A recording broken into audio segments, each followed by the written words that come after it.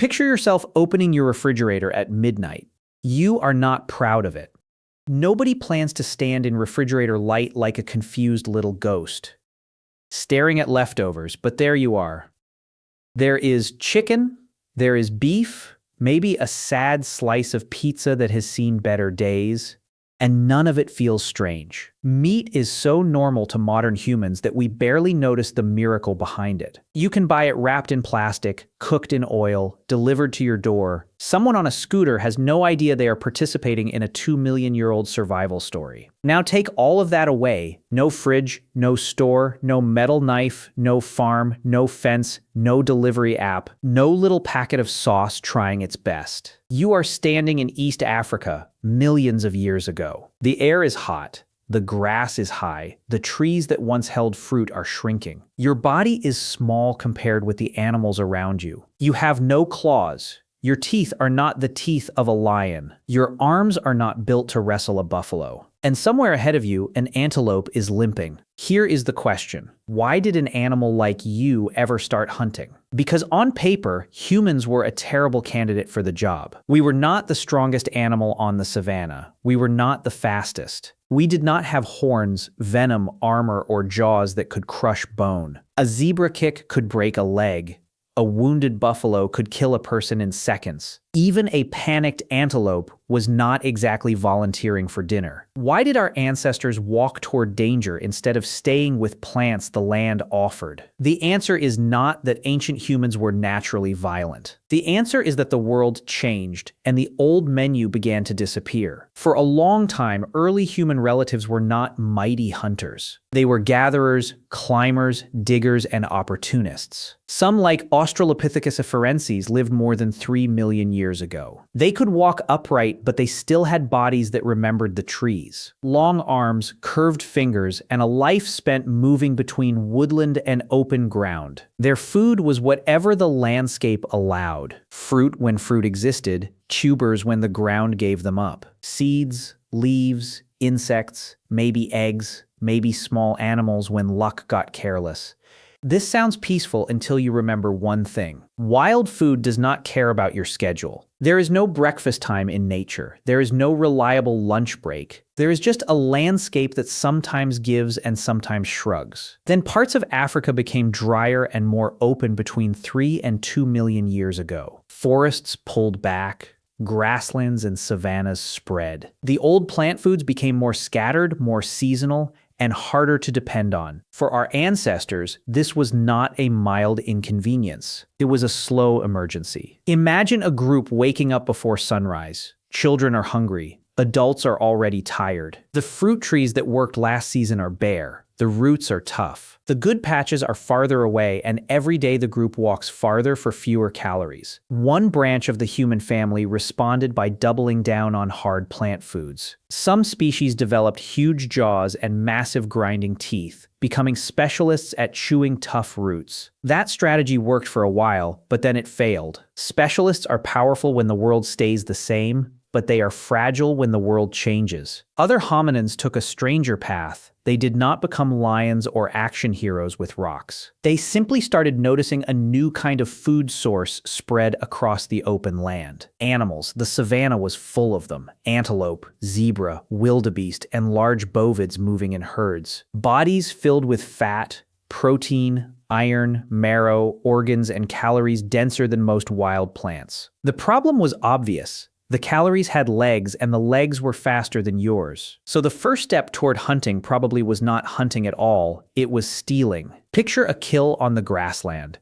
A big cat has eaten first. Hyenas have argued over parts. Vultures are circling like nature's worst dinner guests. The remains are just bones, skin, and scraps. But inside those bones was treasure. Bone marrow. Fatty, calorie-rich food sealed in a hard container. Unless that primate had a rock, A heavy stone could smash a bone.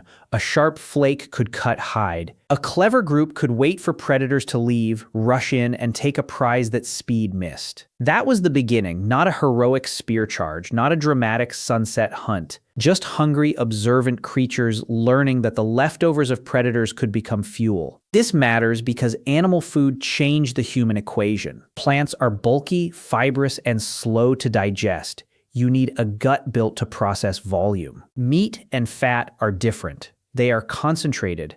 Animal fat carries dense energy and nutrients. Iron from meat is easier for the human body to absorb than iron from most plants. Animal foods provide nutrients like B12, zinc, and fats that matter for growth and brains. And brains are expensive. Your brain is only 2% of your body weight, but it uses roughly 20% of your resting energy, which is an absurd bill. If your body were a village, the brain would be the tiny palace demanding 1/5 of the food, while claiming it is very busy thinking about important things. For a species to grow a bigger brain, it needs a way to pay for it. This is where meat, marrow, tools, and cooperation begin to link together. As early members of the genus Homo appeared, brain size increased compared with earlier relatives. Researchers still debate the exact causes because evolution almost never has one clean explanation. Climate, social life, tool making, cooking, fat storage, walking efficiency, and diet all mattered. But one thing is hard to ignore. As our ancestors gained more reliable access to animal source foods, larger brains became more possible. Better fuel did not magically create human intelligence, but it helped keep the lights on. Then tools changed everything. The earliest stone tools were not pretty.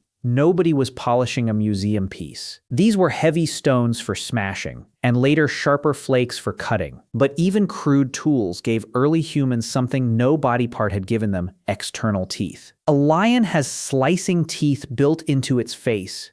A human had to invent them outside the face, which honestly was a strong design choice. With a sharp stone flake, a hominin could cut through hide and remove meat from bone. Separate joints, and open access to parts of a carcass that bare hands could not handle. With a hammerstone, they could crack bones and reach marrow. The body was weak, the idea was strong. And once ideas start feeding a species, the story changes. Scavenging slowly became something more active. At first, the targets were probably small or vulnerable animals. Young antelope, injured creatures, birds, tortoises, small mammals, animals that could be cornered or exhausted. Nobody begins by wrestling a fully grown wildebeest for fun. That is not bravery. That is a short documentary about poor judgment. But each small success taught something: how animals move, how they panic, where they drink, how injuries change their path, how one person can push an animal toward another. This is where hunting stops being about muscle and becomes about minds. A single human with a rock is not terrifying to a large animal. A group is different. One person can distract, another can block, another can throw, another can wait where the prey is likely to run. The animal is faster than each human, but the group can become larger than the animal's choices. That required communication, not just screaming because a large thing is coming at you, although that is also understandable. Real hunting demands information. The herd went this way, the wounded one is slowing down, the wind is wrong. You move left. Wait until it turns. Do not stand there unless you have made peace with your ancestors. Over many generations, the groups that communicated better hunted better. The ones that shared information, planned movements, remembered who helped, and trusted each other had an advantage. Hunting did not single-handedly invent language, but it made better communication valuable in a very direct way. If your signals were clearer, your group ate. If your signals failed, someone got hurt, the prey escaped, and dinner continued living its best life somewhere over the hill. Then there is the strangest human weapon of all: sweat. If you had to design a predator, you probably would not start with a mostly hairless ape that overheats emotionally and needs shoes. But the human body hides a bizarre talent: we are endurance machines. Most mammals can sprint faster than us, that is not even close. A horse, antelope, zebra, or big cat can make a human look like furniture in motion. But many animals cool themselves mainly by panting. When they run hard, breathing and cooling compete with each other. They have to stop and recover. Humans cool by sweating across mostly bare skin. We can keep moving in heat while dumping body heat through evaporation. We can breathe and cool at the same time. We are not fast, but in the right conditions, we are very hard to get rid of. This made persistence hunting possible. The idea is simple and awful if you are the prey. A hunter follows an animal during the heat of the day, the animal runs away, the human tracks it. The animal rests, the human appears again, the animal runs again. This continues for hours until heat and exhaustion do what speed could not. This strategy has been documented among some traditional hunting societies, including groups in southern Africa. It was probably not the only way ancient humans hunted, or even the most common everywhere. But the human body carries signs of long-distance running, spring-like tendons, strong glute muscles active during running, and structures that help stabilize the head. In other words, your body still contains the shape of an ancient chase, even if the only thing you currently chase is your phone charger. Fire added another layer. Raw meat is useful, but cooked food is transformation. Fire makes many foods easier to chew and digest. It can reduce some parasites and pathogens. It softens tough plants. It turns eating from a constant physical struggle into something more efficient. The evidence for very early fire use is debated in places, but by deep prehistory, controlled fire became one of the central technologies of human life.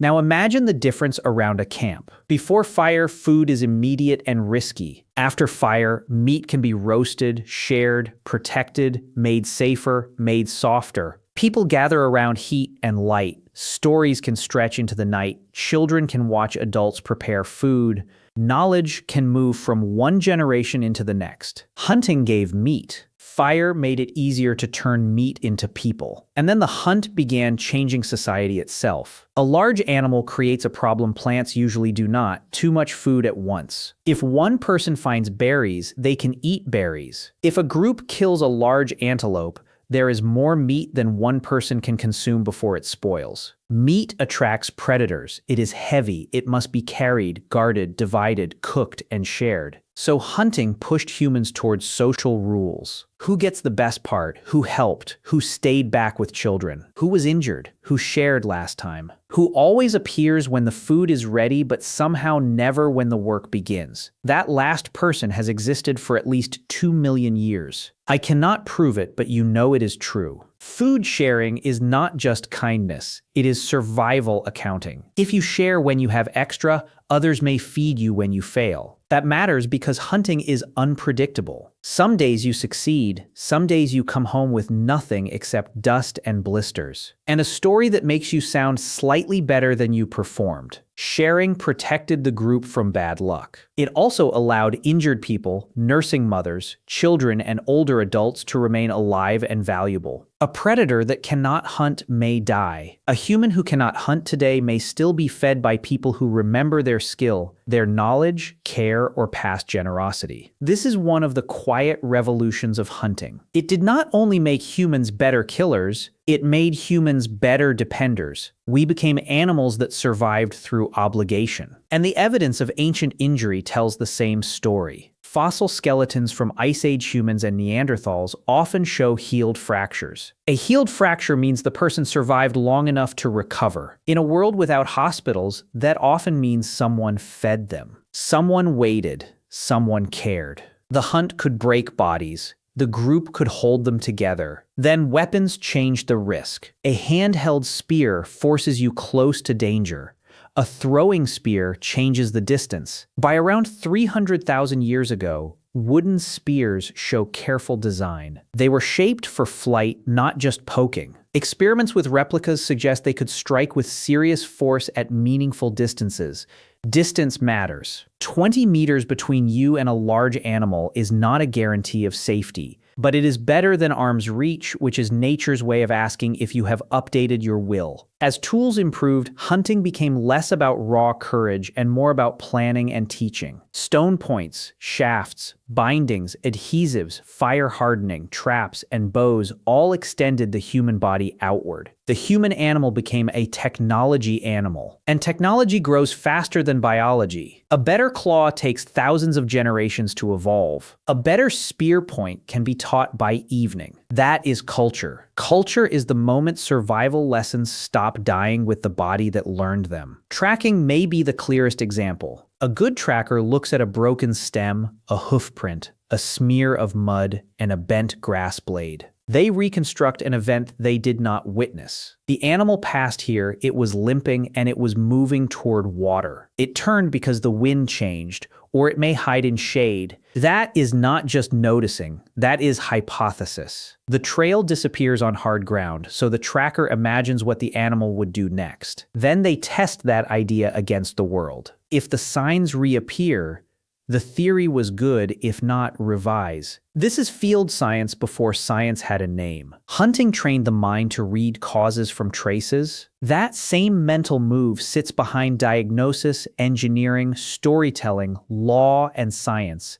You look at evidence, imagine what produced it, and act before the full truth is visible. Ancient humans were not just chasing animals, they were learning how to think about invisible things. By the late Ice Age, this ability had become almost unbelievable. Humans hunted mammoths, bison, and other large animals across enormous landscapes. A mammoth was not a meal you casually grabbed on the way home. It stood 3 meters tall and weighed several tons. Taking one down required planning, cooperation, courage, and deep knowledge of the animal's behavior. At some archaeological sites, researchers have found evidence of large-scale hunting strategies. These were not random acts of hunger, they were community projects. A successful hunt could feed a group for weeks. Meat, fat, hide, bone, sinew, and tusk, everything could be used. A dead animal became food, clothing, tools, shelter, fuel, story, and memory. At that point, hunting was no longer just a way to get calories. It had become a way to organize reality. This is why hunted animals appear in Ice Age art. The painted bison and horses on cave walls were not simple grocery lists. They were records of attention, proof that humans did not merely consume animals. They studied them, feared them, depended on them, and turned them into meaning. The animals were food, but they were also teachers. They taught patience, movement, death, and cooperation. They taught humans to imagine another creature's mind. And here is the reversal. Humans did not become hunters because we were already powerful. We became powerful because hunting forced us to become something else. It forced weak bodies to invent tools and hungry groups to communicate. It forced dangerous food to be shared and memory to become teaching. It forced tracks in the mud to become theories in the mind. The hunt did not create humanity by itself, and no single thing did. Fire mattered, climate mattered, gathering mattered, childcare mattered, social bonds mattered, plant foods mattered, and curiosity mattered. Remove hunting completely from the human story, and our shape becomes hard to explain. Why this brain, why these hands, and why this endurance? Why this need to talk, plan, share, remember, teach, and turn animals into symbols? Agriculture arrived only 12,000 years ago, and cities are younger still. For 99% of our story, humans lived by tracking, scavenging, and hunting. We shared and moved through landscapes that did not forgive laziness or bad guesses. When you open your fridge at midnight, you are not just looking at food, you are looking at the end of a very old chain. Somewhere far behind you, a hungry ancestor saw a wounded animal and followed. Another picked up a stone, another cracked a bone, another learned to read footprints, another shared meat with someone who could not hunt. Another taught a child where the herd would turn when the wind shifted. A weak primate became a creature that could feed a group and carry knowledge. They painted memory on stone and eventually wondered where it all began. The story of hunting is not the story of humans becoming violent. It is the story of humans becoming human. The animal who stole leftovers from stronger predators eventually became the one to fear. If this changed how you see ancient humans, tell me what survival skill you would lose.